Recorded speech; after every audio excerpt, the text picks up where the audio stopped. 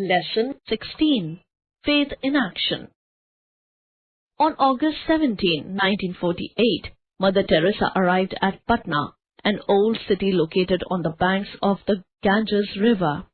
Sister Stephanie was there waiting to welcome her. They went together to the Holy Family Hospital, where Mother Teresa would spend the next few months receiving her medical training. The hospital and convent buildings were located in the poorer section of Patna, known as Padri Ki Haveli, House of the Fathers, and was named after the first church built in the town. The Holy Family Hospital, which formerly served as a school building, was modest, 2 stories high with a small separate building to one side that housed the operating and delivery rooms. The hospital was staffed by nuns who were doctors, mainly gynecologists, obstetricians and surgeons. Other nuns served as nurses, laboratory technicians and nutritionists. The hospital also housed a nursing school that many Indian girls attended. The convent where Mother Teresa would take her meals and sleep occupied part of the former church. Built of stone blocks, it had a high ceiling, a worn stone floor, small Gothic-shaped windows and whitewashed walls. The main part of the church was divided into small cubicles by bamboo rods and white cotton sheets. The garden was once the cemetery. On very hot nights, many slept between the tombstones covered with mosquito netting. The hospital staff ate in the former servants' quarters, with an old Hindu cook maintaining the small kitchen.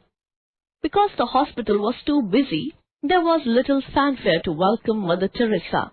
Instead, she was put into a cubicle, given a chair in the dining room and included in the day-to-day running of the hospital.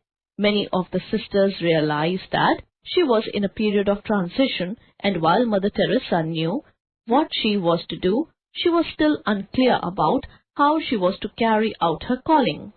In the meantime, the medical mission sisters tried to make her feel at home and helped her prepare for the grueling work ahead. Now, instead of lecturing students, Mother Teresa's days were filled with new experiences. She never knew what to expect from one day to the next. Whenever there was a new admission, an impending birth or operation, Mother Teresa was summoned at the same time as a doctor was called.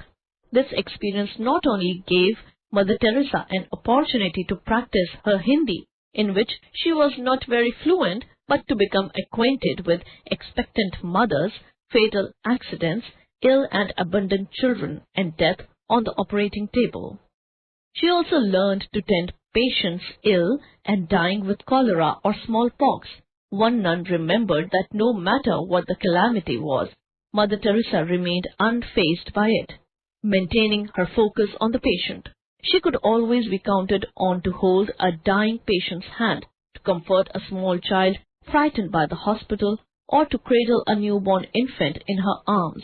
She learned how to do many simple medical procedures, such as making a hospital bed, giving injections, and administering medicines. She helped in delivering babies, something in which she took special delight. Working with the nutritionist, Mother Teresa learned about the importance of a healthy diet, hygiene, and adequate rest. This knowledge was key to carry out her work in the slums. As Mother Teresa came to know many of the poor families of the area, she attended weddings, feasts, and funerals, slowly entering their world and becoming one of them. During the evenings, when not working at the hospital, Mother Teresa discussed her plans with the many members of the medical mission sisters. She welcomed ideas, practical suggestions, and criticism from the others about how she should best implement her plans. Out of these discussions came the foundation for Mother Teresa's congregation, as well as many of the rules and routines that the group would follow. Mother Teresa believes that faith in action is love, and love in action is service. By transforming that faith into living acts of love, we put ourselves in contact with God Himself, with Almighty, our Lord. Moral: faith in action is love, and love in action is service.